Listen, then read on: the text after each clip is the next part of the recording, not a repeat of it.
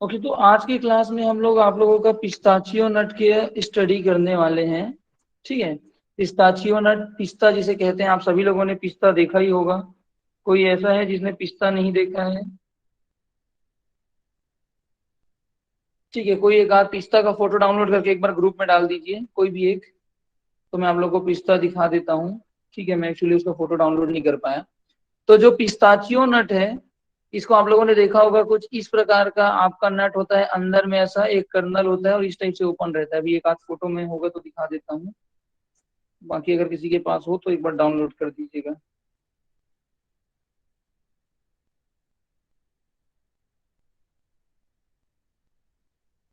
ये रहा पिस्ताचियो नट, चलिए मिल गया। ठीक, ये मिल गया यहाँ पे, तो डाउनलोड करने की जरूरत नहीं है। ये देखिए, इस प्रकार से आपका पिस्ताचियो नट दिखता है। ये दिख रहा है, ये उसका सीट कोट का कवरिंग है, ये जो बाहर में दिख रहा है ये, और अंदर में ये उसका क्या है, कर्नल है। देख पा रहे हैं सभी लोग? ये देखिए, दिख रहा? ठीक है, ये आपका क्या हो गया, अंदर में जो दिख रहा है वो कर्नल है और बाहर में ये उसका क्या है, सीड है। और इसका फ्रूट किस प्रकार से दिखता है, अगर देखना चाहें तो देख लीजिए। इस प्रकार से इसका फ्रूट दिखता है। अगर आप यहाँ देखना चाहें तो देखिए, ये फ्रूट है। ये बाहर का फ्रूट जो है वो हटेगा, उसके अंदर में वो, ये देखो इस टाइप से हल्डेhiscence होगा, यहाँ पर दिख रहा है ये वाले में। और उसके बाद फिर उसमें क्या होता है, अंदर का सीड दिखता है और उसके अंदर कर्नल होता है। ठीक है, तो एक आउटर कवरिंग फ्रूट का हो गया, उसके बाद सीड का, और उसके अंदर में आपका क्या है, कर्नल है। समझ पा रहे हैं इस चीज को? Yes yes sir. ठीक है, अब इस फोटो को देखना इसलिए जरूरी है क्योंकि अगर आप लोग देखो तो ऐसा नहीं लग रहा है कोई कोई जो है दांत खोल मतलब मुंह खोल के हंस रहा है। आप स्ट्रक्चर देखिए, कुछ इस प्रकार से आ रहा है। तो ये क्या है, इसे ही हम लोग क्या कहते हैं, स्माइलिंग नट भी कहते हैं। याद रखेंगे, पिस्ताचियो नट को स्माइलिंग नट कहते हैं। ट्रेजर ऑफ फ्रूट साइंस का क्वेश्चन अगर आप लोग सॉल्व करोगे तो वहां पे ये क्वेश्चन आएगा कि स्माइलिंग नट किसे कहते हैं। तो पिस्ताचियो नट को स्माइलिंग नट भी कहते हैं। ये देखिए, इस तरीके से इसमें फ्लावर बर्ड आते हैं, इस तरीके से इसमें पेनिकल का इंफ्लोरेसेंस आता है और इसमें ये फ्रूटिंग आती है। देख पा रहे हैं आप लोग? Yes sir. ठीक, चलिए अब थोड़ा सा पिस्ताचियो नट को स्टडी करते हैं लाइन से। नॉर्मल एक क्रॉप की तरह इसको अपन स्टडी करेंगे। पिस्ताचियो नट की अगर अपन बात करें तो पिस्ताचियो नट का सबसे पहले इसका बॉटनिकल नेम है पिस्ताचियो, पिस्ताचियो, पिस्ताचिया वेरा। देखिए, पिस्ताचिया वेरा इसका बॉटनिकल नेम है। अगर फैमिली की बात करें तो फैमिली आपकी है एनाकार्डियेसी। एनाकार्डियेसी में और कौन कौन सी क्रॉप्स आती है? Mango cashew mango mango, cashew nut cashew nut, और हॉग प्लम। हॉपप्लम, चिरौंजी। ठीक है, इतने क्रॉप आपके इसमें आते हैं। इन तीनों का ही इन्फ्लोरेसेंस क्या है, पेनिकल है। पेनिकल। ठीक है, इसका क्रोमोसोम नंबर है 2n = 2x = 30। इसका है 40 और इसका कितना है, केशोनट का 42। 42। ठीक है, सभी के सभी जो है मोनोशियस इसमें से एक भी नहीं है। मैंगो आपका क्या था, एंड्रोमोनोशियस था। केशोनट क्या था, पॉलीगेमोमोनोशियस था, याद है? अभी पढ़ोगे आप लोग, यस सर। पॉलीगेमोमोनोशियस। और ये आपका क्या है, डायोशियस डायोसियस। क्रॉप है। मतलब मेल और फीमेल अलग अलग प्लांट में पाए जाएंगे, मेल और फीमेल अलग अलग प्लांट में पाए जाएंगे। अगर मैं डायोसियस की बात करूं तो देखो, इस क्रॉप में डिस्कशन करने ही जैसा है, इसमें एक्सप्लेन करने जैसा बहुत कुछ नहीं है। ठीक है, अगर मैं बात करूं पिस्ताचियो नट की तो ये डायोसियस क्रॉप है। अगर मैंने इसे डायोसियस कह दिया, मतलब ये डायोसियस ने और कहाँ कहाँ देखने को मिलती है, और कौन कौन से फ्रूट क्रॉप में आपने पढ़ा है? Date palm. Sir date palm date में palm, date palm papaya, walnut papaya और kiwi fruit date sir. Date palm, papaya, pistachio nut, चलो और आलमंड है। Kiwi fruit. हाँ, कौन सा क्रॉप बोल रहे हैं?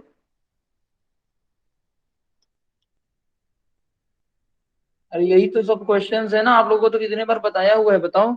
डेट पाम, पपाया, पिस्ताचियो नट, कीवी फ्रूट, और पाल्मिरा पाम, पाल्मिरा पाम, पाल्मिरा पाम, और passion fruit, sorry passion fruit नहीं, परसिमोन। परसिमन। ठीक है, इतने क्रॉप में आपको डायोसियसनेस देखने को मिलता है। परसिमोन में मोनोशियस भी देखने को मिलता है, तो दोनों ही प्रकार के रहते हैं, याद रखेंगे। ठीक है, तो ये आपका डायोसियस नेचर है। इसके अलावा अगर आप पिस्ता के फूलों को देखोगे तो पिस्ता में एपेटलस फ्लावर आते हैं, इसके पंखुड़ियां नहीं होती इसके फ्लावर में। अब ये एपेटलस फ्लावर आपने और कौन कौन से क्रॉप में देखा? टोटल 3 जगह पे आप एपेटलस नेचर देखते हो, बताइए।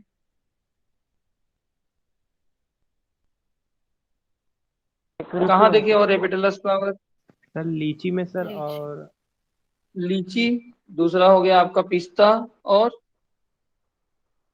Mail catkin yes sir. Of walnut. Walnut के मेल कैटकिन में भी पढ़े थे पेटललेस फ्लावर होता है करके, यस सर। है ना? तो ये याद रखेंगे। ठीक है, उसके बाद क्या बोलते हैं, अगर इसका पॉलिनेशन की बात करें तो वो भी एनिमोफिलस है। चलो चलो यहाँ पास लिख लो, फिर मैं एक बार एक्सप्लेन कर दूंगा। एनिमोफिलस यानी कि विंड पॉलिनेटेड क्रॉप है। ठीक है, इनफ्लोरेसेंस इसका पेनिकल है। प्रोपगेशन की बात करें तो टी बडिंग या चिप बडिंग। ये जो है ये मेजर क्वेश्चन है, जहाँ मतलब पोर्शन है जहां से क्वेश्चन पूछ सकता है। ठीक है, इसका ओरिजिन हमने नहीं लिखा क्या? सेंट्रल एशिया लिख लीजिए। ओरिजिन इसका है सेंट्रल एशिया, यानी कि वो जो सीरिया वीरिया वाला जो इलाका है ना, सीरिया, वो सब इलाका central to western Asia actually.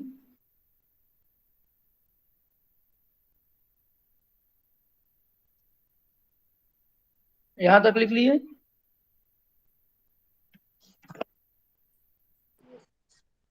ठीक, तो अगर अपन पिस्ताचियो नट की बात करें तो इंडिया में जनरली अफगानिस्तान, ईरान वगैरह से अपन जो है पिस्ताचियो नट को इंपोर्ट करते हैं। ये जो है वो ड्रॉट हार्डी होता है, लिख लीजिए, ड्रॉट हार्डी है। ये ड्रॉट को विथ स्टैंड कर सकता है। इसके अंदर क्या है? जीरो फाइटिक कैरेक्टर है, जीरो फाइटिक कैरेक्टर। तो ये जीरो फाइटिक कैरेक्टर याद रखना, और ये हर क्रॉप में उपयोग नहीं होता, ये केवल 3-4 जगहों पे भी सुनने को मिलेगा, जैसे कि करौंदा, आलमंड। जैसे आलमंड कि में। बेर। आलमंड, बेर, और एक और कहाँ पे यूज हुआ? पिस्ता। तो ये केवल 4 जगहों पे आपको ये जीरो फाइटिक कैरेक्टर दिखने को मिलता है। ठीक है, तो ये हर जगह यूज नहीं होता, हालांकि ये कैरेक्टर पाए बहुत सारे क्रॉप में जाते हैं। ठीक है, पर आपको याद रखना है कि ये इन्हीं चारों क्रॉप में मेंशन्ड है, तो आपका पहला प्रेफरेंस होना चाहिए कि इनमें से कोई क्रॉप है क्या, तो इसे याद रखेंगे। ठीक है, तो ये अपने आप में क्या है? ड्रॉट हार्डी है, ये जो है आपका जीरो फाइटिक कैरेक्टर शो करता है। ठीक है, यहाँ तक क्लियर है? Yes sir. ठीक है, उसके बाद इसमें अगर हम लोग देखें तो इसमें लगभग एनर्जी की मात्रा, इसमें अगर एनर्जी देखें तो 626 कैलोरी पाई जाती है। एनर्जी 656, 686 सभी हम लोगों ने देखा है। ठीक है, इसमें 626 कैलोरी पाई जाती है, याद रखेंगे।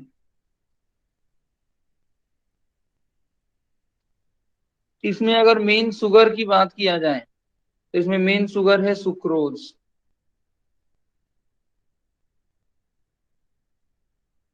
अब हम लोग इसके टेक्सोनॉमी में आ जाते हैं, तो टेक्सोनॉमी की बात करें तो सबसे पहले आपको याद रखना है कि एक तो आपका स्पीसीज है जिसको कहते हैं पिस्ताचियो वेरा।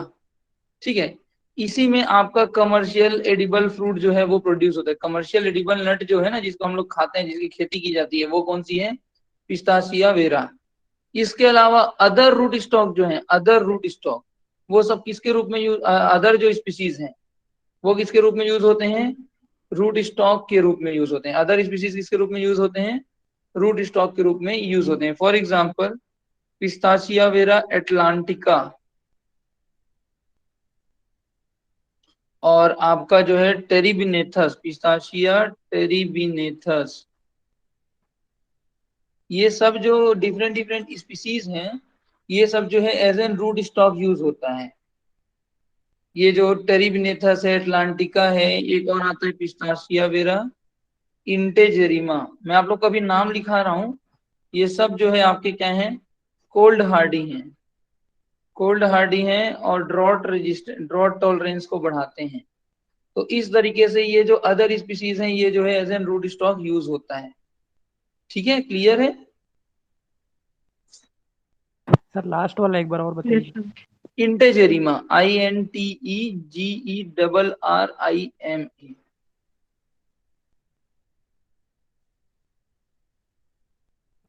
ठीक है, अगर हम लोग इसके बॉटनी की बात करें तो आप लोग जो है ये लिख लीजिए, फिर मैं आगे बताता हूँ।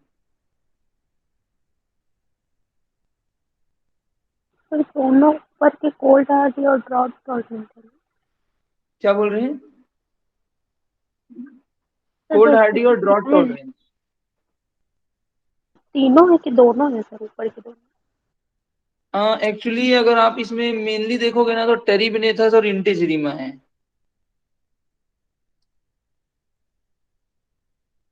इन दोनों में आपको कोल्ड हार्डी और वो देखने को मिलेगा, और इंटेजेरिमा में आपका वर्टिसिलियम विल्ट करके एक आता है, उसके लिए भी ये टॉलरेंट है।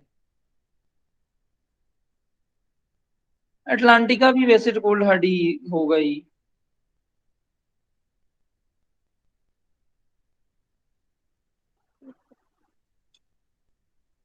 ठीक है, यहां तक लिख लिए।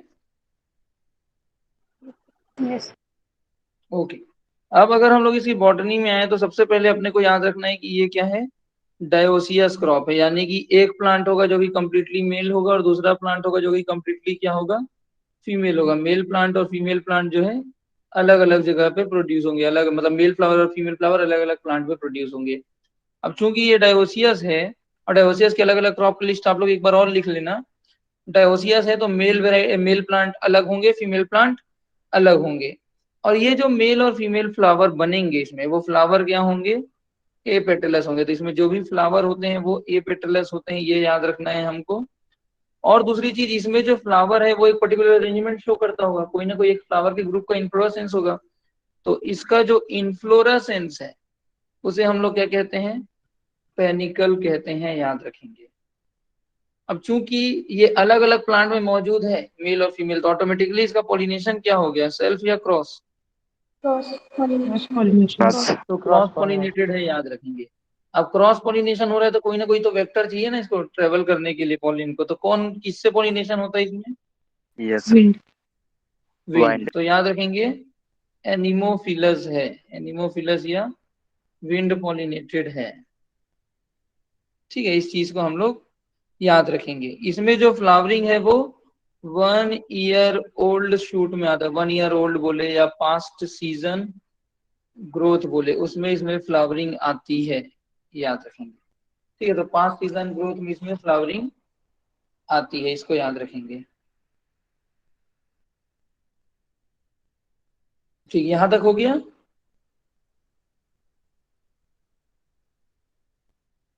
ठीक, इसके बाद अगर हम लोग इसके क्लाइमेट को देखें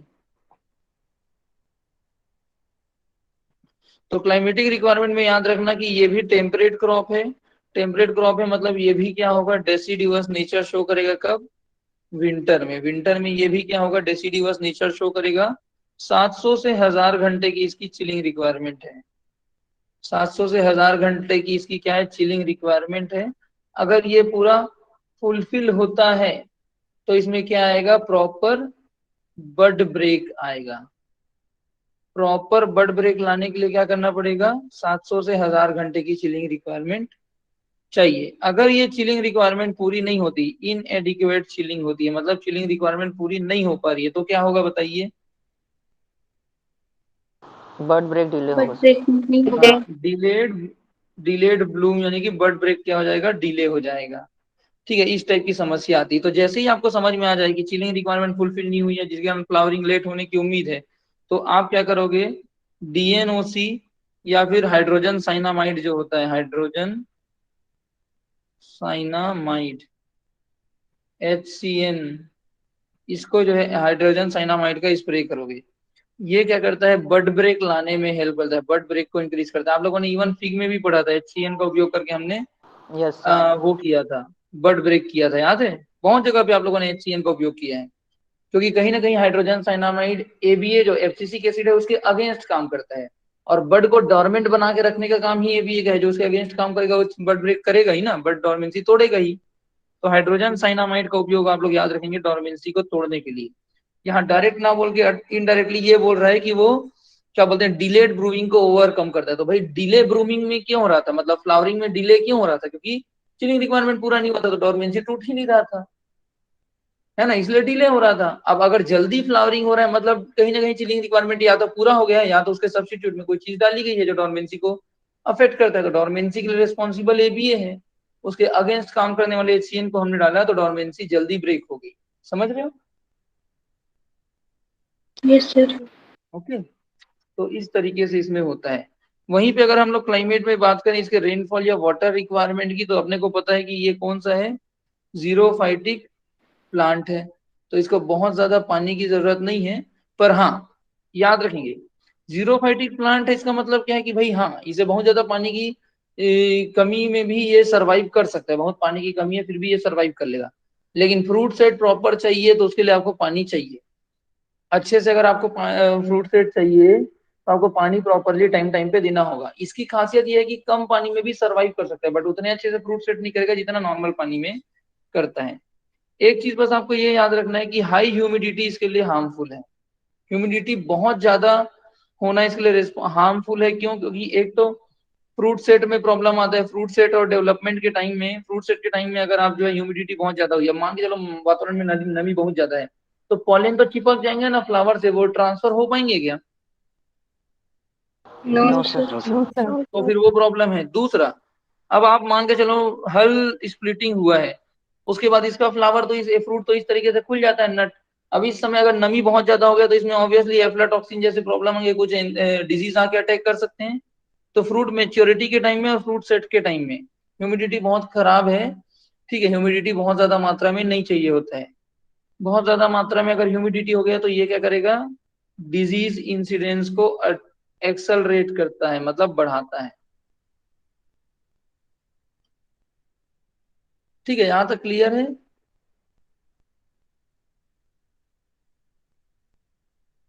यस सर। ठीक। अब अगर हम लोग इसके रूट स्टॉक को देखें, ठीक है, इसका रूट स्टॉक लिखिए।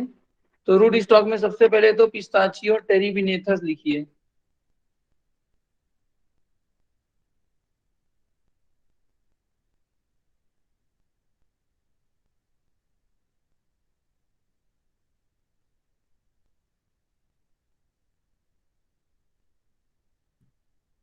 पिस्ताचियो टेरिबिनेथस ये एक तो अपने आप में सबसे पहले तो कोल्ड हार्डी है। ठीक है, इसके अलावा ये जिंक एंड कैल्शियम एब्जॉर्प्शन को इंक्रीज करता है।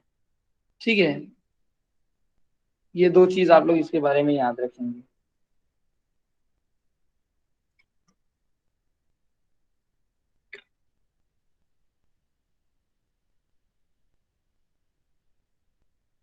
यस। इसके अलावा पिस्ताचियो इंटेजेरिमा, ये भी रूट स्टॉक है, वर्टिसिलियम विल्ट के रेजिस्टेंट है।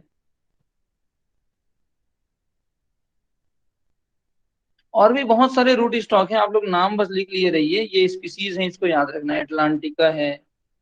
ठीक है, तो ये दो चार स्पीसीज आपको याद रखने हैं। ठीक है,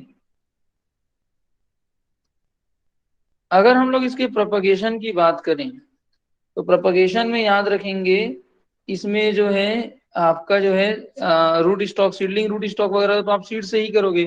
पर अगर अपन कमर्शियल प्रोपगेशन की बात करें तो कमर्शियल प्रोपगेशन के लिए टी बडिंग को प्रीफर किया जाता है।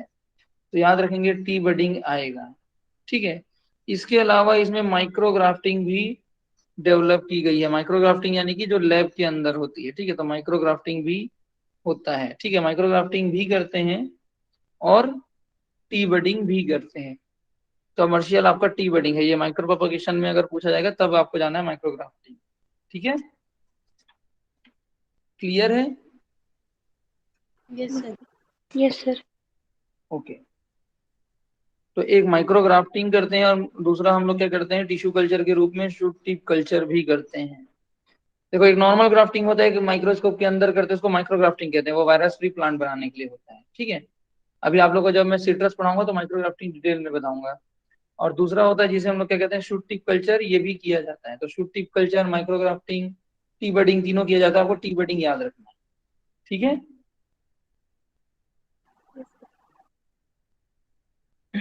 अच्छा, उसके बाद क्या होता है, फॉर एग्जाम्पल आपने ग्राफ्टिंग कर दिया एक पौधे में, चाहे इसको आपने टिश्यू कल्चर से किया हो, चाहे आपने इसे सीड से उगाया हो, या चाहे आप इसे ग्राफ्टिंग बडिंग नॉर्मल किया हो, ठीक है। इसको जब हम लोग जो है सीडलिंग डेवलप करते हैं, सीडलिंग के रूप में डेवलप करते हैं, ठीक है, तो हम 2 स्टेजेस में करते हैं, 2 स्टेज में डेवलप करते हैं। पहला स्टेज जिसे हम लोग क्या कहते हैं, बास्केट स्टेज कहते हैं। बास्केट स्टेज का मतलब क्या हुआ, एक बास्केट ले लेते हैं और उसमें एकदम भुरभुरा मिट्टी रखते हैं, एकदम भुरभुरा मिट्टी, ताकि जब इसके सीड या इसके रूटिंग मटेरियल को जब हम इसमें रखें तो उसको फैलने में बहुत ज्यादा मेहनत ना पड़े, वो आसानी से उसके रूट जो है फैले। तो रूट में क्या बोलते हैं, लेटरल रूटिंग को बढ़ाने के लिए, यानी कि फाइब्रस टाइप का रूटिंग लाने के लिए स्टार्टिंग स्टेज में हम लोग क्या करते हैं, उसे बास्केट स्टेज मतलब बास्केट के अंदर ग्रो करते हैं। किसमें ग्रो करते हैं, seed shown in basket, basket के अंदर ग्रो करते हैं, ताकि अब देखो भुरभुरा मिट्टी रहेगा तभी तो आजू बाजू अच्छे से फैलेगा ना। तो 60 × 20 सेंटीमीटर, और जिसकी डेप्थ क्या होगी 6 सेंटीमीटर गहरा, और 60 × 20 सेंटीमीटर का हम लोग जो है बास्केट ले लेते हैं, और उस बास्केट में हम लोग जो है सीड को ग्रो करते हैं, तो या फिर जो भी कटिंग है उसको ग्रो करते हैं। दूसरे क्या होता है, उसमें आसानी से उसमें ग्रोथ आ जाती है। जैसे आप लोगों ने कटिंग वगैरह के लिए रूट ट्रेनर के बारे में सुना होगा, जो कि रूटिंग को इंक्रीज करने के लिए रूट ट्रेनर का यूज करते हैं। बताया था ना, याद है, एक ऐसा टाइप का इक्विपमेंट होता है जिसमें रूटिंग लाने के लिए हम लोग किसी भी चीज को डालते हैं, याद है? आवाज आ रही है? Yes. Yes, sir. ठीक, वो होता है इक्विपमेंट, याद रखना, रूट ट्रेनर होता है एक। तो वैसे ही इसको बास्केट में रखते हैं, भुरभुरा मिट्टी। अब खुद ही सोचो ना, जमीन में तो जमीन हार्ड रहेगा ना, तो वहां उतना आसानी से फैलेगा, या मैं भुरभुरा मिट्टी को उसमें रखूं या कोकोपीट वगैरह रखूं तो ज्यादा अच्छे से फैलेगा। तो ऑब्वियसली आपका बास्केट में कोकोपीट में ज्यादा अच्छा रूटिंग आएगी। दूसरा स्टेज है जिसे क्या कहते हैं, रिज स्टेज। एक बार आपको समझ में आ जाए कि हाँ भाई प्लांट स्टेब्लिश होने लगा है, इसमें प्रॉपर रूटिंग आने लगी है, तो आप क्या करोगे, उसको रिजेस में ग्रो करना स्टार्ट करोगे, ठीक है। तो ये रिजेस में ले जाके फिर उन प्लांट्स को ट्रांसफर कर दोगे। अभी हम लोग सीडलिंग बना रहे हैं ना, या प्लांट को ग्रो कर रहे हैं, तो क्या होगा जब आप रिजेस में ग्रो करोगे तो क्या होगा, इसमें लेटरल रूटिंग तो ऑलरेडी आ गई है, तो धीरे धीरे धीरे धीरे ये ग्रो करेगा, और ग्रो करते करते एक स्टेज ऐसा आएगा जब ये मिट्टी के बाहर आएगा, रूट है कि नहीं, मिट्टी के बाहर आएगा कि नहीं आएगा, Yes, sir. आजू बाजू से। यस जैसे ही ये मिट्टी से बाहर आएगा, बाहर में बहुत तेज सनलाइट पड़ेगा, जैसे ही सनलाइट इसमें पड़ेगा तो क्या होगा, रूट जो है वो बर्न होने लगेंगे, रूट बर्न होने लगेंगे। क्यों? Due to exposure to sunlight. Sunlight से एक्सपोज होने के कारण क्या होंगे, रूट बर्न होने लगेंगे। अब जैसे ही रूट को समझ में आ जाएगा कि अरे नहीं भैया, इधर जाने से तो फैलता है, इधर जाने से तो हमारी रूट जलते हैं, तो अब रूट किधर की ओर ग्रो करने की कोशिश करेगा, Sir, ground आजू or बाजू में vertically? वर्टिकली, है ना। तो हमने पहले लेटरल ग्रोथ किससे ले लिया, इससे, और वर्टिकल ग्रोथ कहाँ ले लिया, रिज स्टेज में। तो इस तरीके से 2 स्टेज में हम लोग सीडलिंग या फिर पौधे को तैयार करते हैं। एक स्टेज होता है जिसमें हम लोग बास्केट स्टेज, जिसमें हम लोग लेटरल रूटिंग लेते हैं ताकि आजू बाजू वाला रूटिंग फीडर रूट वगैरह का डेवलपमेंट, और रिज स्टेज जो कि उसको अंदर ले जाने में हेल्प करता है। ठीक है, समझ में आया 2 स्टेज? Yes, sir. ठीक, तो ये इस तरीके से काम करता है।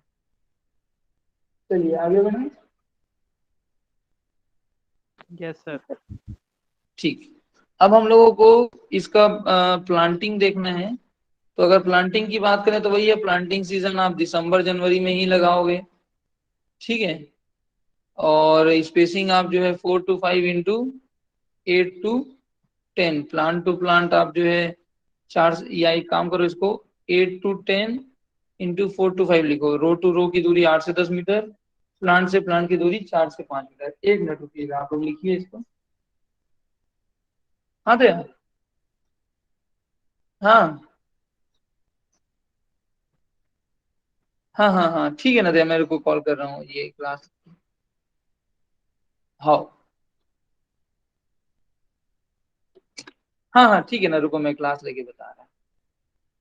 हाँ ठीक, तो क्या होता है, रेक्टेंगुलर सिस्टम में हम लोग जो है 8 से 10 मीटर इंटू 4 से 5 मीटर की दूरी में हम लोग जो है इसको ग्रो करते हैं, ठीक है, याद रखेंगे इसे। क्लियर है यहाँ तक?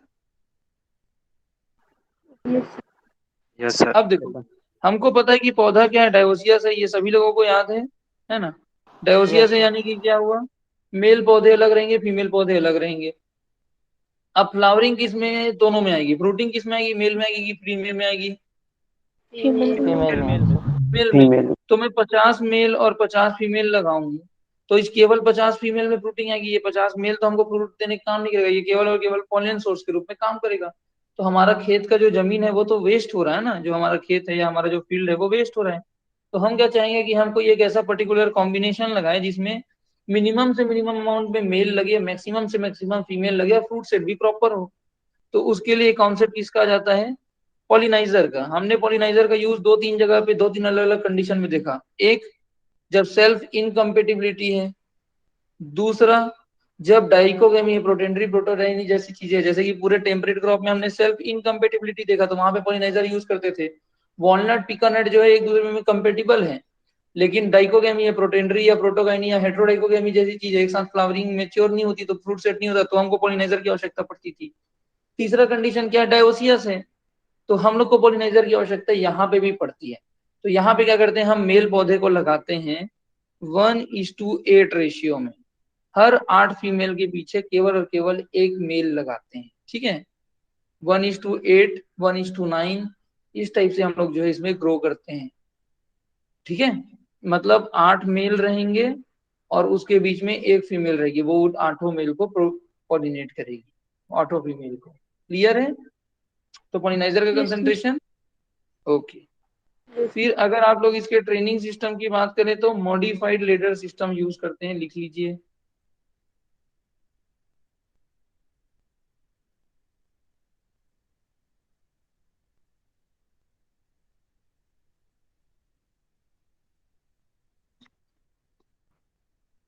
ठीक। इसके बाद अगर हम लोग इसके मिनरल न्यूट्रिएंट को देखें,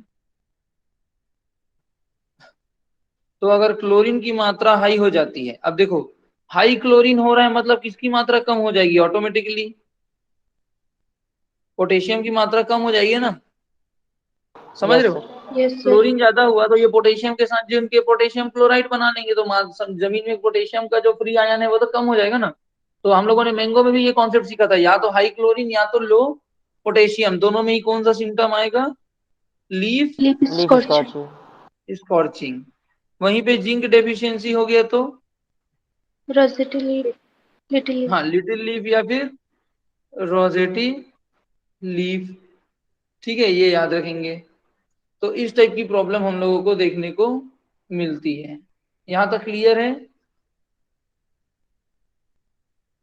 यस सर। फ्लावरिंग तो हम लोगों को लगभग क्लियर है, डायोसियस होता है, पेटलस होता है, पास्ट सीजन ग्रोथ में आता है, पेनिकल है, ये सारी चीजें सबको क्लियर है, यस। ठीक है। हम लोग आ जा, चलो फिर भी एक बार और लिखना चाहो तो लिख लो। फ्लावरिंग की बात करें तो फ्लावरिंग में याद रखेंगे, डायोसियस है, एपेटलस है, पास्ट सीजन ग्रोथ में आता है, इनफ्लोरेसेंस पेनिकल है, ठीक है। ये चीजें आप लोगों को याद रखनी है। और फ्लावरिंग आती है आपकी अप्रैल, अप्रैल के फर्स्ट वीक में, अप्रैल के फर्स्ट वीक में फ्लावरिंग आती है भाई, ये याद रखना। अब एक बात बताओ, अगर अप्रैल फर्स्ट वीक में आया तो क्या ये पौधा ससेप्टिबल टू स्प्रिंग फ्रॉस्ट होगा, no no sir. Sir. No sir. नहीं। तो not susceptible to spring frost, क्यों, क्योंकि इसकी फ्लावरिंग तब तक आई ही नहीं होती है, और जब तक फ्लावरिंग आती है तब तक स्प्रिंग फ्रॉस्ट जा चुका होता है। Not susceptible to spring Frost.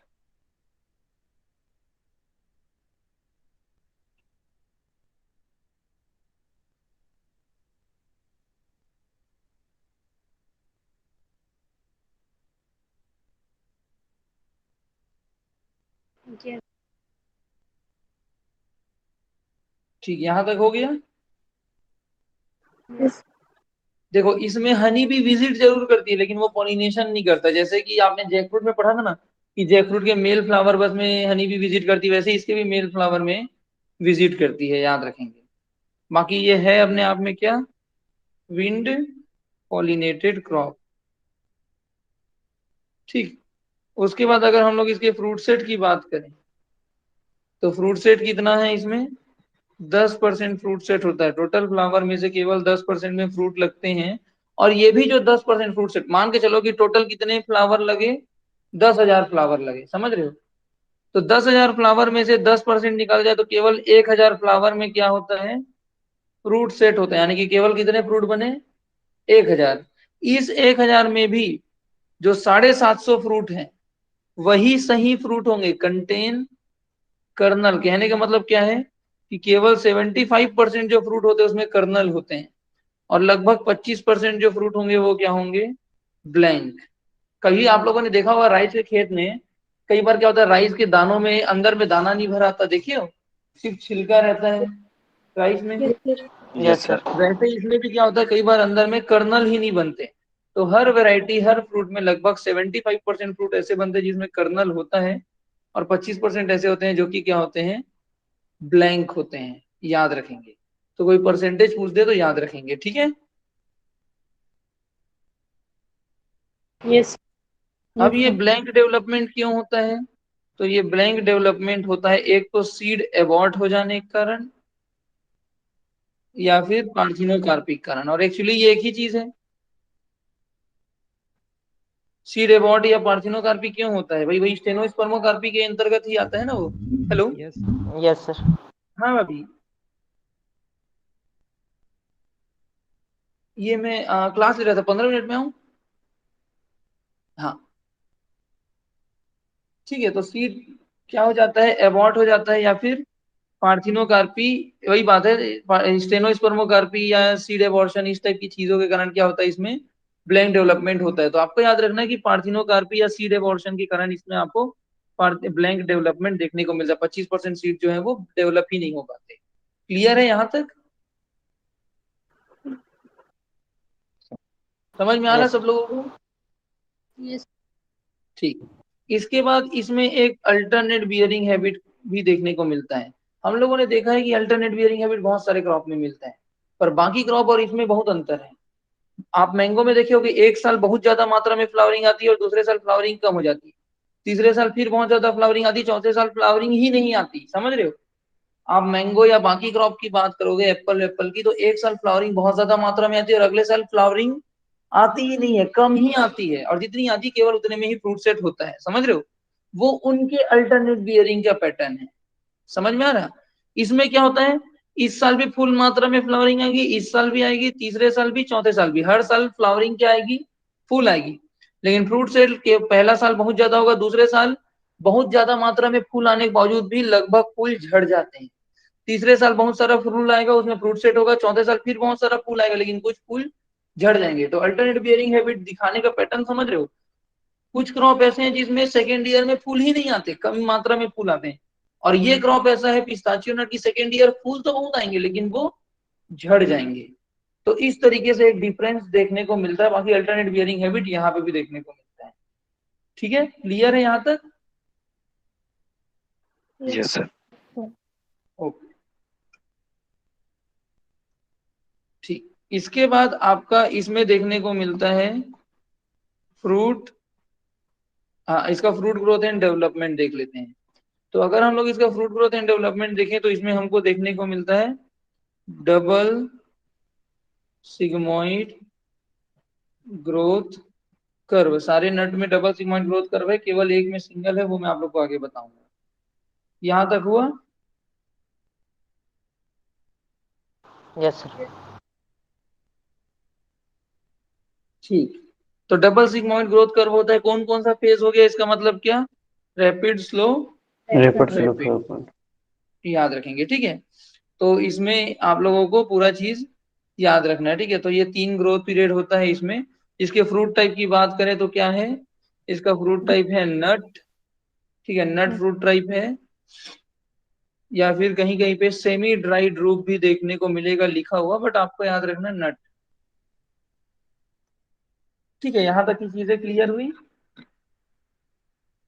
Yes, sir. Yes, sir. Okay. मेरे को 1 मिनट ब्रेक ले रहा हूँ मैं, 1 मिनट बस, आप लोग रहिएगा मीटिंग में, मैं 1 मिनट में कंटिन्यू कर रहा हूँ।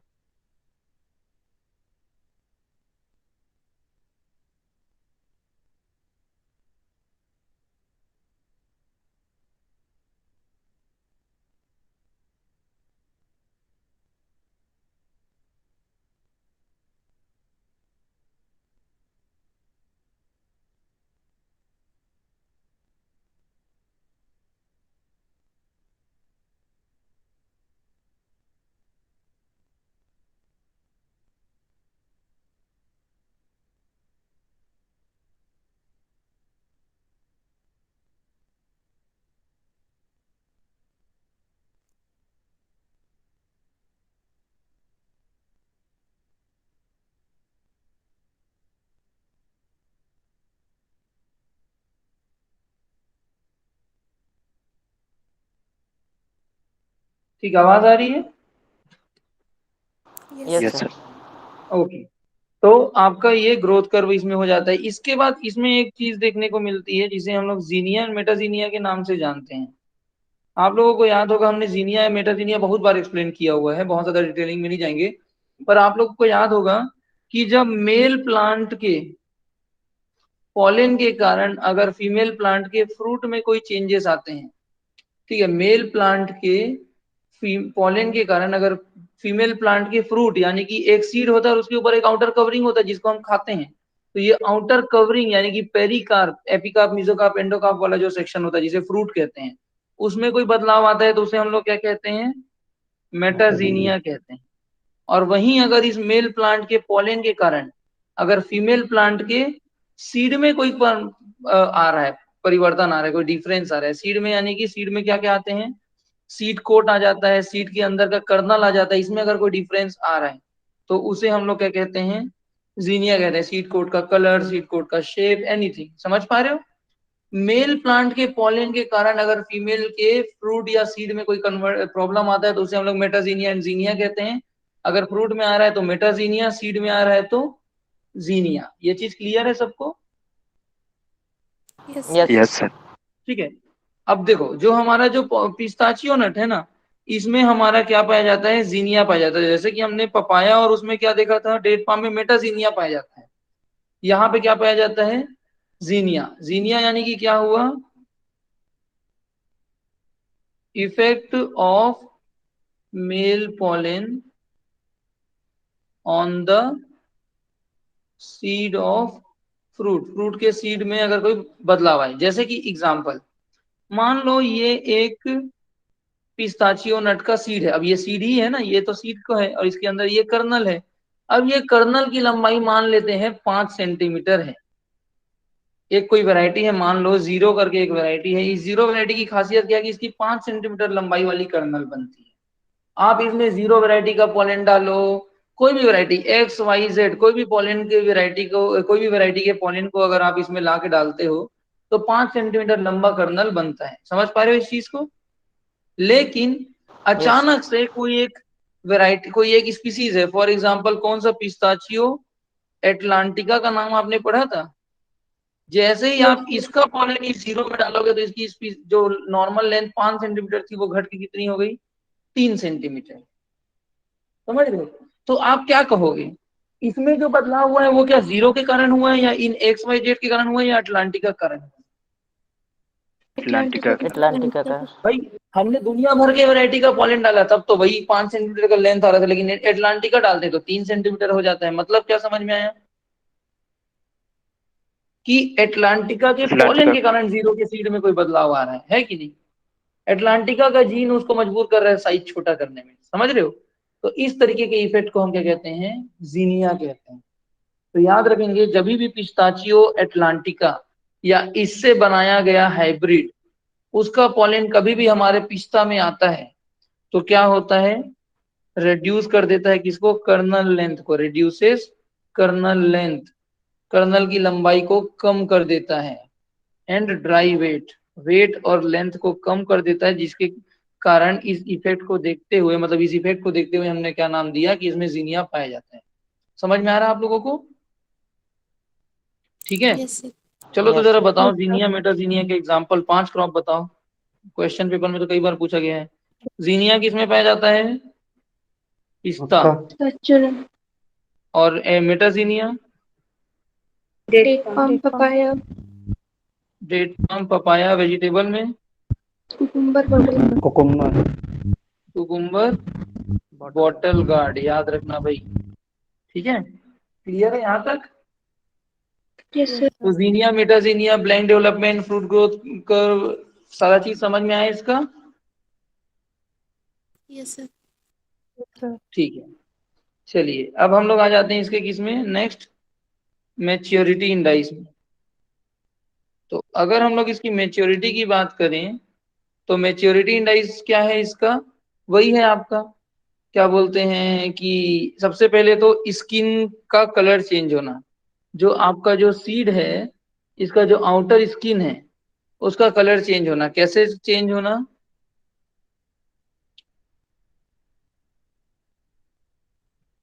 ट्रांसलूसेंट टू ओपेक, उसका शेप है एक्चुअली, शेप में बदलाव होना। ट्रांसलूसेंट टू ओपेक टाइप का वर्डिंग अगर आपको यूज में आता है तो आप लोग यूज करेंगे मैच्योरिटी इंडाइस के रूप में। ट्रांसलूसेंट से ओपेक अगर हो जाए आपका स्किन तो आप लोग क्या कहोगे, उसे मैच्योरिटी इंडाइस मानोगे उसका।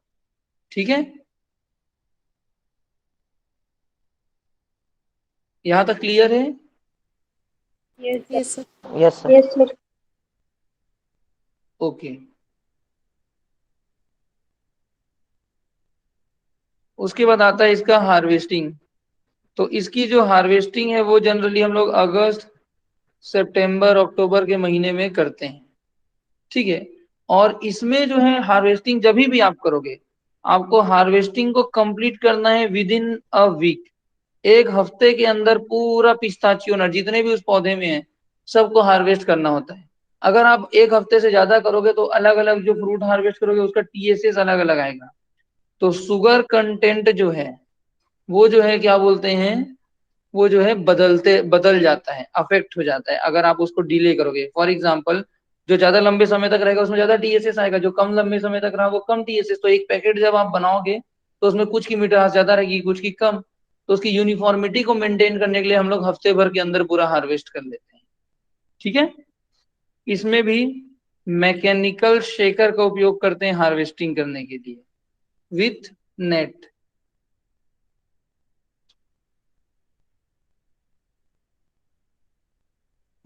उसके बाद आप इसको स्टोरेज करोगे।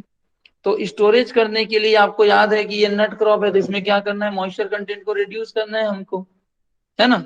तो इसके मॉइस्चर कंट्रोल को हम लोग ड्राई करते हैं कितने परसेंट तक, 5% मॉइस्चर कंटेंट तक। यही कर रहे थे हम लोग, 3 4 5 यही हर जगह पे। ठीक है, Yes, sir. इसको जो है लगभग हम लोग 35 डिग्री सेल्सियस से लेके 37.5 डिग्री सेल्सियस तक हम लोग जो है इसको जो है ड्राई करते हैं। ठीक है, याद रखेंगे। अब ड्राई कर लिए उसके बाद आप जो है इसको स्टोर करके रख सकते हो लगभग 12 महीना। 12 महीना तक आप आराम से इसको 20 डिग्री सेल्सियस में भी स्टोर करके रख सकते हो। अच्छा, एक और चीज, आप लोग कभी भी पिस्ता खाते हो तो थोड़ा सा नमकीन फील होता है, Yes. क्योंकि इसमें क्या करते हैं, एक तो इनको रोस्टिंग किया जाता है और सॉल्टिंग किया जाता है। सॉल्टिंग यानी कि इसमें क्या होता है, सॉल्ट सॉल्यूशन से, सॉल्ट सॉल्यूशन में इसको डुबोया जाता है। 15% सॉल्ट सॉल्यूशन में 20 से 30 मिनट के लिए इसको डुबोया जाता है। तो याद रखेंगे इसमें सॉल्टिंग किया जाता है, इसीलिए वो आपको थोड़ा सा नमकीन फील होता है। ठीक है,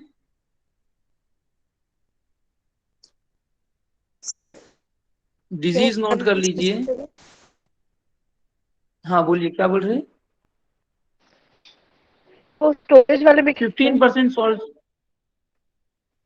क्या बोल रहे हैं, क्लियर नहीं आ रहा।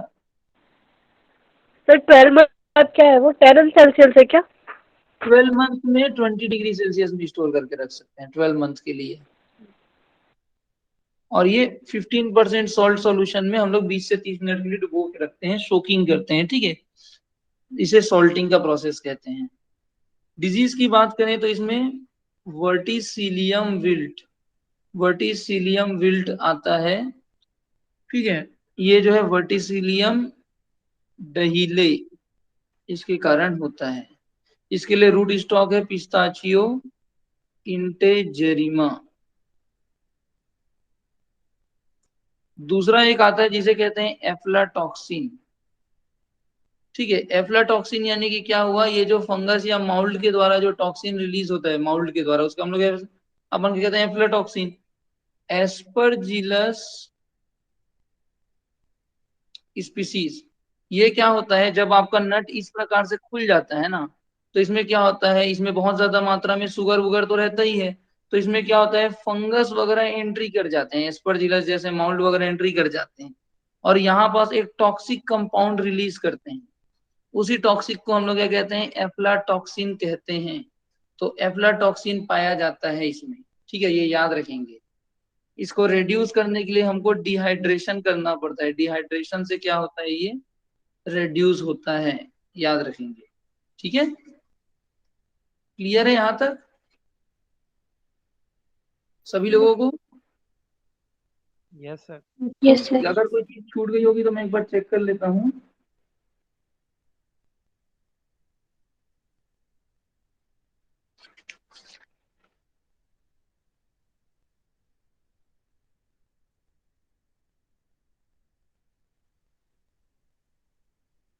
इसमें आपको जो है इथाइलिन का स्प्रे नहीं करना है, याद रखना। इसमें इथाइलिन ठीक नहीं होता। अगर इथाइलिन अगर आप स्प्रे करते हो तो एक्सेसिव गम एक्सीड्यूशन का प्रॉब्लम आता है। तो याद रखेंगे इसमें इथाइलिन का उपयोग नहीं करोगे प्लांट में।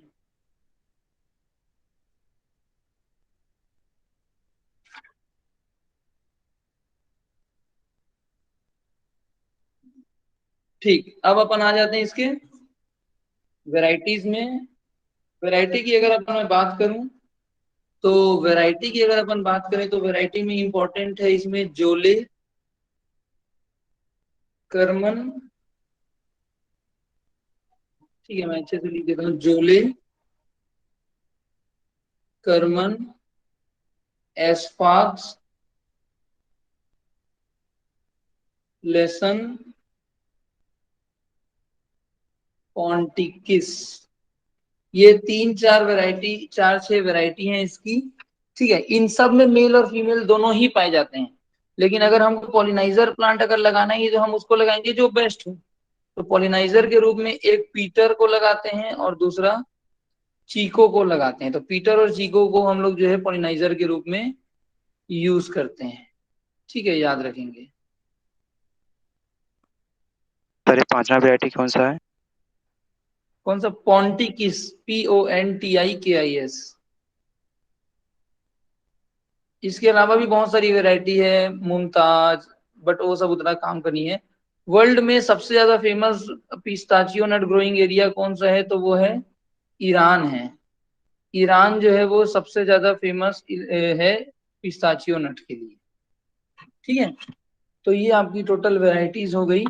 इतनी ही वैरायटीज आप लोगों को याद रखना है पिस्ताचियो नट में। ठीक है,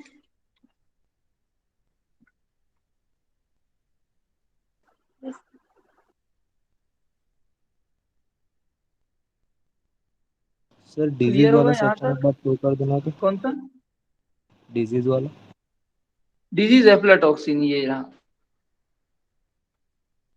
एस्परजिलस स्पीशीज के कारण होता है, कंट्रोल के लिए डिहाइड्रेशन करते हैं।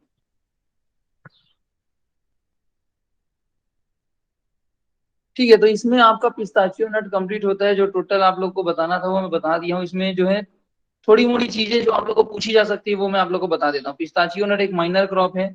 सबसे पहले आपको याद रखना है इसको स्माइलिंग नट भी कहते हैं। दूसरा इसका botanical name, family, chromosome number, dioecious nature बहुत इंपॉर्टेंट है, याद रखना। पांचों क्रॉप को याद रखना। एपेटलस नेचर पूछ सकता है, पेनिकल पूछ सकता है, टी बडिंग पूछ सकता है। ठीक है, नट एनिमोफिलस होगा, ये तो याद रहेगा ही। ठीक है, उसके बाद जीरोफाइटिक कैरेक्टर को इंपॉर्टेंट है, याद रखना। ठीक, बॉटनी तो आप लोगों ने कर ही लिया इसमें। उसके बाद अगर हम लोग देखें तो ये HCN का कॉन्सेप्ट पूछ सकता है। डिलेट फ्लोरिंग को अवॉइड करने के लिए क्या करते हैं, तो HCN को याद रखेंगे। उसके बाद आपका जो टेरिबिनेथस है, इसको as an root stock use करते हैं, याद रखना। प्रोपगेशन से बहुत ज्यादा लेना देना नहीं है। बास्केट रीज स्टेज भी एकदम एक्सट्रीम क्वेश्चन पूछना होगा तो पूछेगा।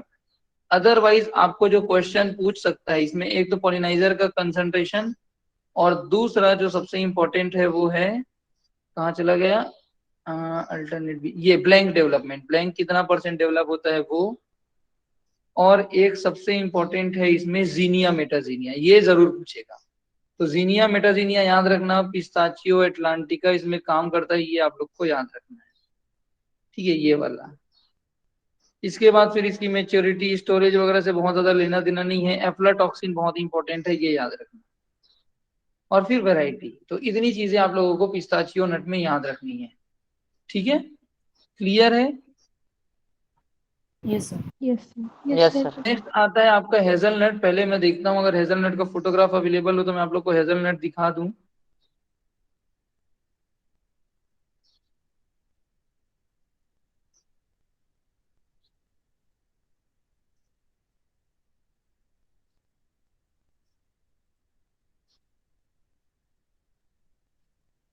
हेजलनट का फोटोग्राफ अवेलेबल नहीं है।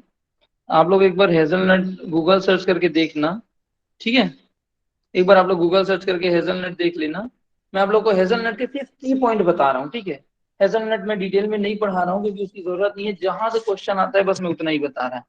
हेजलनट का बॉटनिकल नेम है कोरिलस एवेलाना, ठीक है, कोरिलस एवेलाना। ये आपका क्या है, इसे बोलते हैं यूरोपियन हेजलनट, यूरोपियन हेजलनट। वहीं पे एक है जिसे कहते हैं कोरिलस अमेरिकाना, ये आपका क्या हो गया, अमेरिकन हेजलनट, ठीक है। और एक होता है जिसे कहते हैं फिल्बर्ट, नाम आप लोगों ने सुना होगा, ये है आपका कोरिलस मैक्सिमा। तो कोरिलस मैक्सिमा फिल्बर्ट है, कोरिलस अमेरिकाना अमेरिकन हेजलनट है, और कोरिलस एविलाना यूरोपियन हेजलनट है, ठीक है। क्लियर है यहां तक। क्रोमोसोम नंबर है 2n is equal to 22, origin है यूरोप यूरोपियन का, अमेरिका है अमेरिकन का, ठीक है। फ्रूट टाइप की बात करेंगे तो नट है, एडिबल पार्ट की बात करेंगे तो कर्नेल है, ठीक। यहां तक क्लियर है। जहां से क्वेश्चन पूछा जा सकता है बस वही लिखा रहा। सर 2 and 22 है क्या? हाँ 22 है। प्रोपगेशन की बात करें तो वही है, सीड से प्रोपगेशन करेंगे या एयर लेयरिंग से, दोनों में से जो भी ऑप्शन में आप टिक कर सकते हैं, ठीक है। अब देखो हमने अभी तक जितने नट क्रॉप पढ़े सब क्या थे, डबल सिग्मॉइड ग्रोथ कर्व थे। ये यस सर। एक्सेप्शन है, ये क्या है, सिंगल सिग्मोइड ग्रोथ कर्व। तो इसको एक्सेप्शन के तौर पे स्टार मार्क करके लिख लेना, सिंगल सिग्मोइड ग्रोथ कर्व। ये जो शब्द हमने लिखा ना कोरिलस, इसका मतलब होता है, कोरिलस जो वर्ड है ये ग्रीक वर्ड से लिया गया है, ग्रीक वर्ड। ग्रीक वर्ड कौन सा, कोरिस, जिसका मतलब होता है हेलमेट या हुड। इसके फ्रूट के स्ट्रक्चर को देखते हुए इसका नाम जो है हेलमेट या फ्रूट के ऊपर, हुड के ऊपर रखा गया है, कोरिलस। तो याद रखेंगे कोरिलस। इसे और क्या क्या नाम से जाना जाता है, इसे कॉबनट कहते हैं या स्पेनिश नट कहते हैं, स्पेनिश नट, हेजलनट या फिर कॉबनट के नाम से ये जाना जाता है, ठीक है। तो इसमें याद रखने जैसा केवल और केवल एक ही चीज है, सिंगल सिग्मॉइड ग्रोथ कर। बाकी आप लोग को बॉटनिकल नेम ही बस याद होना चाहिए, बाकी सारी चीजें आपको पहले से पता है, इसमें कुछ भी अलग से याद करने जैसा नहीं है। दूसरा याद करने जैसा चीज क्या है, ओमेगा 9 फैटी एसिड पाया जाता है। आपने वॉलनट में ओमेगा 3 फैटी एसिड पढ़ा होगा, वॉलनट आलमंड, याद है। यस यहाँ सर। पे ओमेगा 9 है, तो ये दो ही पॉइंट है, ओमेगा 9 फैटी एसिड और सिंगल सिग्मॉइड ग्रोथ कर रही है, दो ही चीज आप लोगों को हेजलनट में याद रखना है, ठीक है। ठीक, इतना याद रखेंगे। बाकी अगर आप लोग इनफ्लोरेसेंस की बात करेंगे तो पूरा सेम है जैसे नॉर्मल नट में आपने पढ़ा था। मेल क्या होते हैं आपके, कैटकिन, फीमेल हो गए आपके स्पाइक, मोनोशियस है एक ही पौधे में पाया जाता है, ठीक है। एनिमोफिलस है, विंड से ही पोलिनेशन होता है जितने भी नट है सब में। और क्या बोलते हैं, 33% पोलिनाइजर आपको लगाना है, ठीक है। तो इतनी चीजें आप लोग नोट कर लीजिए, मैं रिकॉर्डिंग ऑफ कर रहा हूँ। हेजलनट में इतना ही है, इसमें बहुत ज्यादा डिटेल में नहीं जा रहे क्योंकि क्वेश्चन आने के चांसेस भी बहुत कम है।